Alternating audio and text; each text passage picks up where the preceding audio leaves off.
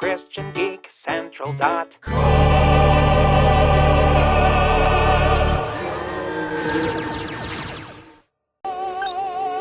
Christians are doing all kinds of things on the internet these days. Some things are cool, some things are strange. I'd like to tell you about what I found Christians doing on this internet. Welcome to the Christian Geek Radar.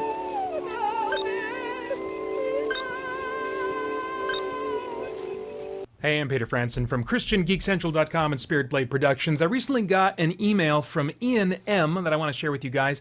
This is actually an edited combined version of two email conversations that Ian and I shared. He writes, "Hey Peter, would you guys throw a little more exposure to authors and or works that qualify as Christian sci-fi content? I'd especially love to know about those books that are available in audio, as that's my kind of medium.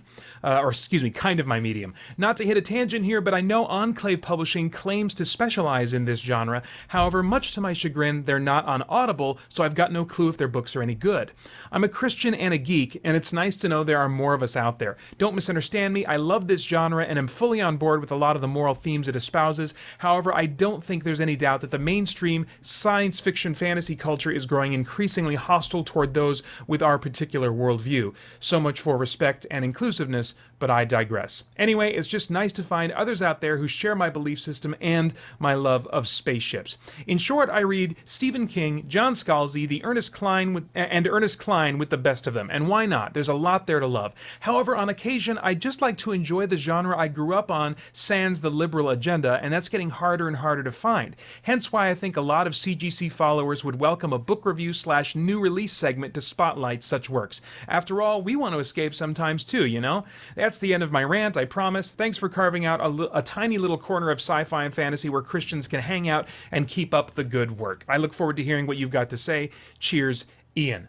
All right, well, Ian, I'm not a voracious reader of fiction these days, but I appreciate you bringing this out. For me, I read about 20 minutes a night before sleep, and that's about it, so I'm not your go-to guy for these kinds of book recommendations and stuff, but I'm happy to spotlight stuff when I can. Also, I know that there are a ton of voracious sci-fi, fantasy, horror readers out there, so you guys, I'd love to get your Christian geek fiction book recommendations to share with everyone else if you're particularly reading geek fiction by Christian authors. You can send me an email with just a title that you want to recommend, or even record an audio or a video file for me to put up on our YouTube channel or the Spirit Blade Underground podcast. In the meantime, I'm going to resurrect a feature that's been dormant lately. That was not my intent, and that's the Christian Geek Radar, where I put a spotlight on some Christian geekery you might not know about and share some of the latest news in the world of Christian geekery. My hope is to make this a monthly feature starting today, looking back at the month of November, in addition to some websites that have been around for a while that maybe you haven't heard about. So with all that in mind, let's get to it. Now, with Ian's email in mind, I'm making the focus of this installment of the Christian Geek Radar Christian Geek novels. I'm going to highlight one fantasy author, one supernatural/horror author, and one sci-fi author, and then also one publisher. Starting off with Brian Davis. Now, the website, Brian Davis's website, is not the most sparkly, awesome thing to look at, but one thing that caught my attention when I was introduced to this author is his book covers. Now, for me personally,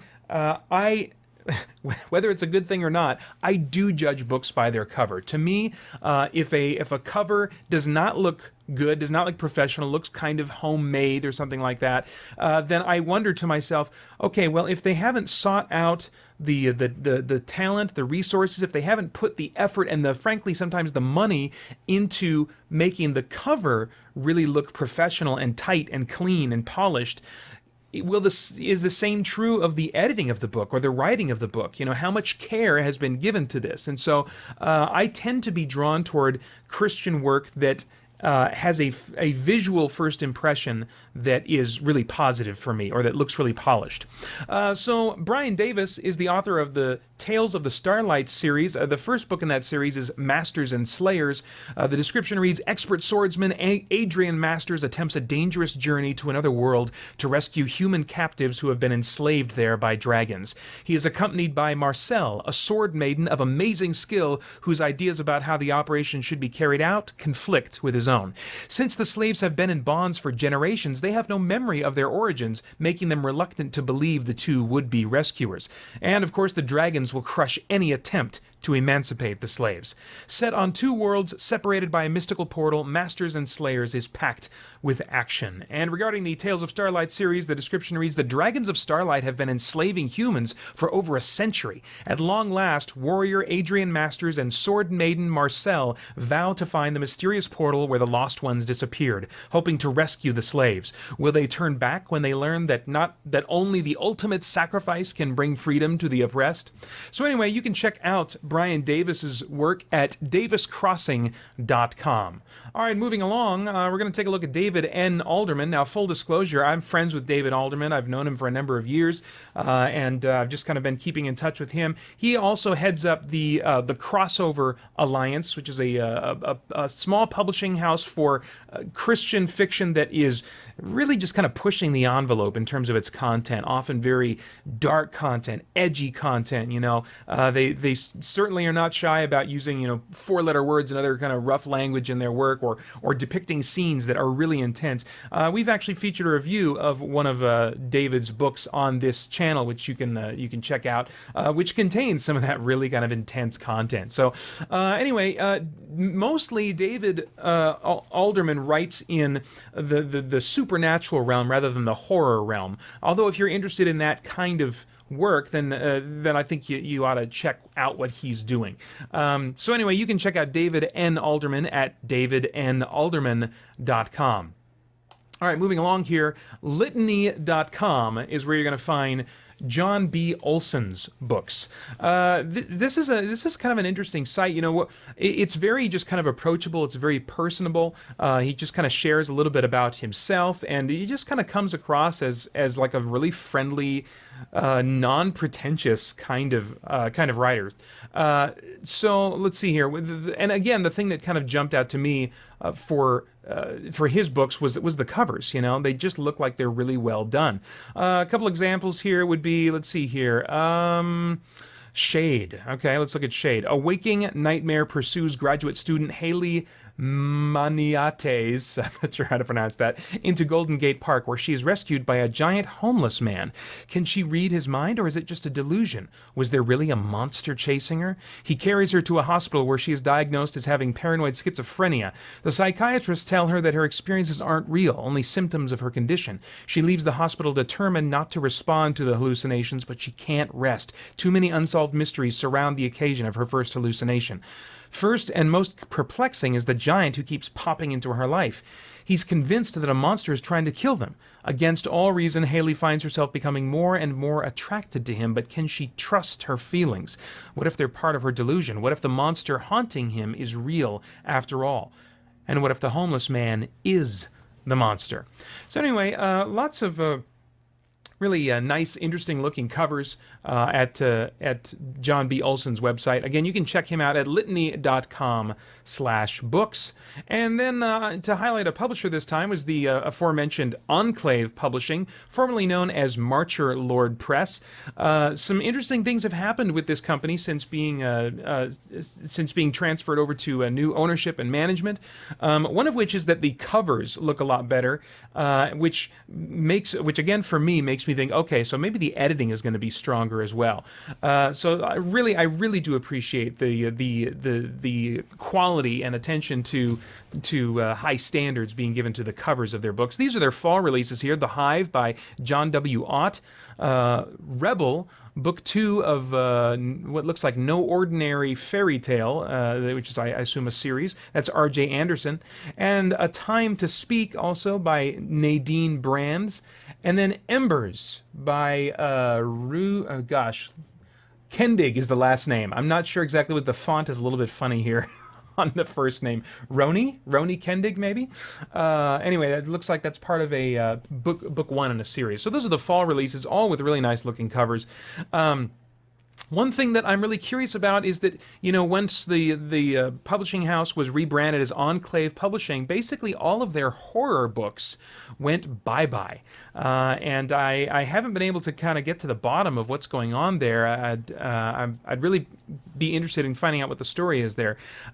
So it's definitely some improvements in terms of maybe the trappings of the way the books look, but you're going to lose some diversity there. And that's one reason why you would want to give, I think, sometimes some Christian authors that have covers that don't look really, professionally done or really well done.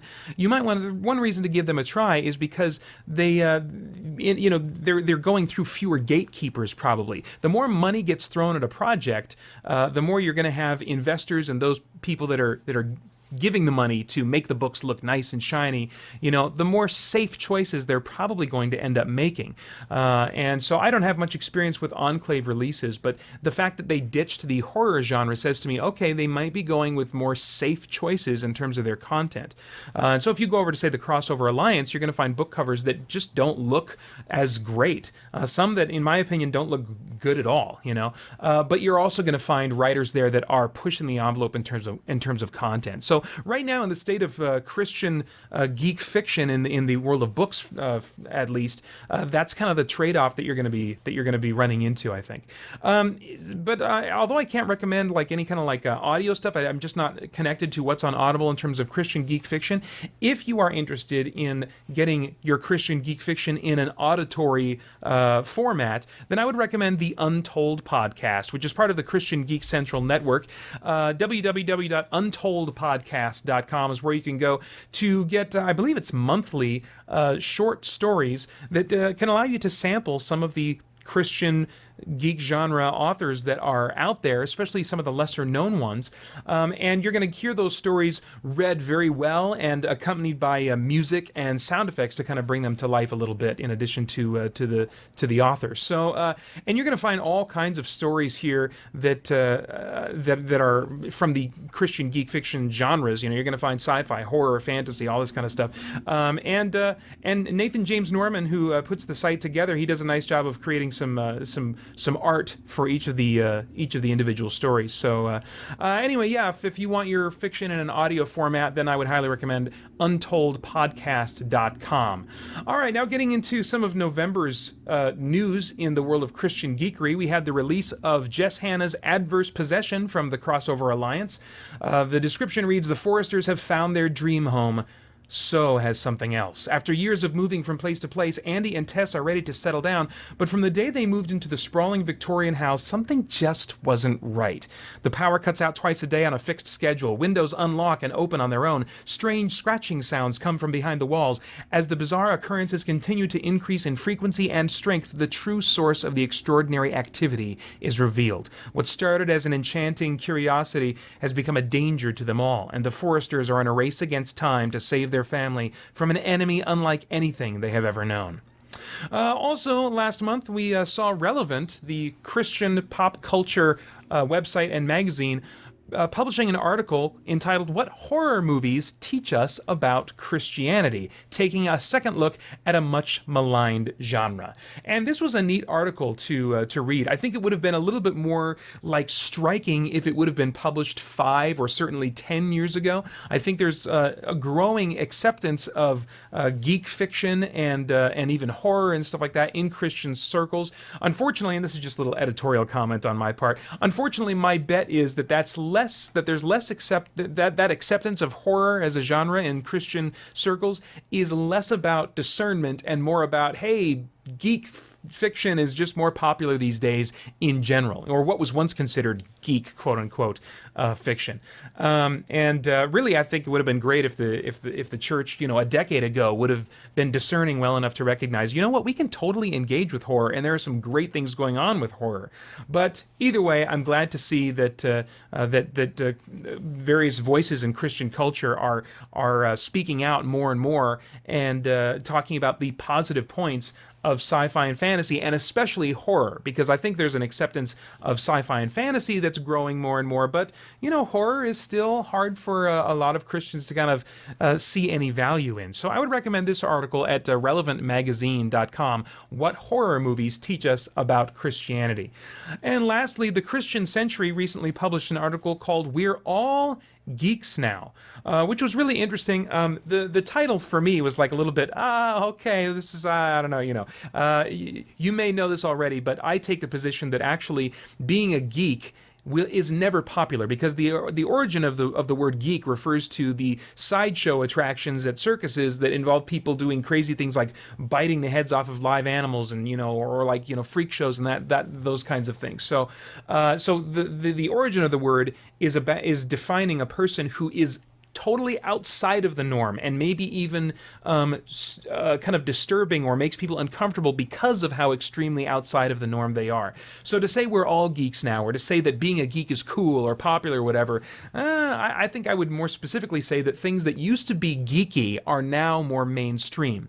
And the folks that are geeks are the ones that are abnormally excited about those things these days, or there's something else that's just not normal and doesn't fall into the mainstream pattern about them. But nevertheless, this was still an interesting article as the author was going to San Diego Comic-Con to kind of look at geek culture, and specifically, what patterns she was seeing in common with religious behavior, and were people potentially going to geekery to scratch the itch that many people also go to religion for. So it was an interesting article. It felt a bit brief, and I wish she would have expanded on some of her thoughts a little bit more. But still, I'd recommend checking it out at ChristianCentury.org. Again, the title of that article: We're All Geeks Now.